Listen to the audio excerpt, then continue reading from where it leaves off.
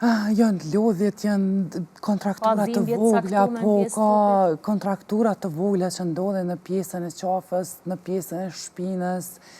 Do njëherë ndodhe edhe fundi i shpinës mundet të me dhimt prej stresit me pa tjetër, sepse është një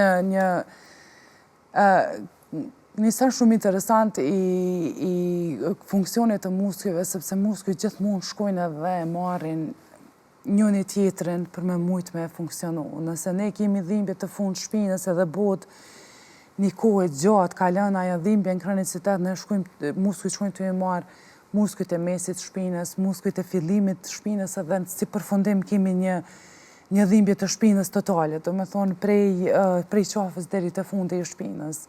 E qartë. Edhe gjithmonë kjo vjen prej lodhjes, prej stresit. Po. E dim tashmë që në përditshmëri gjithë përjetojmë paka shumë stres, po ti si fizioterapeute, sa herë rekomandon gjatë vitit që një pacient që ka stres të përditshëm me vizitu fizioterapeutin? Unë gjithmonë pacientave të mi ju referona me një herë ose 2 herë në mujt një terapi kish me qenë shumë e mirë se ardhën për të gjithë. Në përgjësi e mendojnë personat, ose të personat e mendojnë njerës që fizioterapia është pak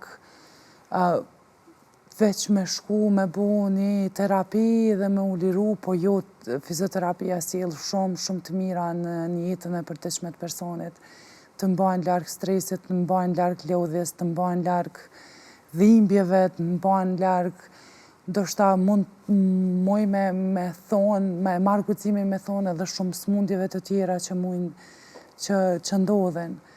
E ka një rëndësi shumë të madhe fizioterapia tek trupi i njerit. Por a mundet Vjosana me kriju një lloj varësie, le të themi thojza, fizioterapia, nëse shkojmë në formë rutinore me bo kontrolla? Nëse pyesim një person që shkon në fitnes, themi me të paktën 1 vjet, ajo veç është i mvarur dhe nuk mund të jetoj pa atë pjesë. Me pa tjetër nëse dhe ne nisem dhe bëjmë fizioterapi, edhe kontrollojmë, edhe e mirëmbajmë veten tonë, e mirëmbajmë trupin e fizioterapia sjell edhe një mendje të shnosh. Besoj që do të bëhet edhe kjo një pjesë shumë e rëndësishme e jetës të njerit. Po, varësi pozitive. Gjithmonë.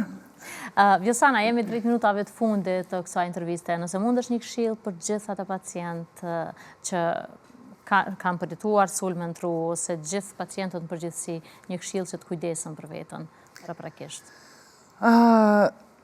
Këshilla jeme për pacientat që ne folëm deri tani do të ishte që mos të dorëzohen asnjëherë, sepse me fizioterapi, me ushtrime, me një mendje të shnosh, kanë me qenë edhe do të jenë në gjendje që të jetojnë një jetë sa ma të mirë, edhe një jetë sa ma të jenë mund me qenë shumë të aftë për vetën e tyre, për me i kry, mos të themi, po thuaj se të gjitha sendet e tyre të jetës përditshme që mund me i po. Për pacientët të tjerë do të ishte këshilla vetme është mbajeni trupin, mbajeni mendjen e shnosh, jo vetëm fizioterapia, po edhe ecja, edhe yoga, edhe gjimi, edhe gjithçka që ka të bëjë me lëvizje dhe me mirëmbajtje të trupit, është plus në jetën e njeriut. Asnjëherë nuk kemi mujt me i bo dëm. Kështu që ju lutem sa ma shumë ushtrime, sa ma shumë merruni me veten e juaj.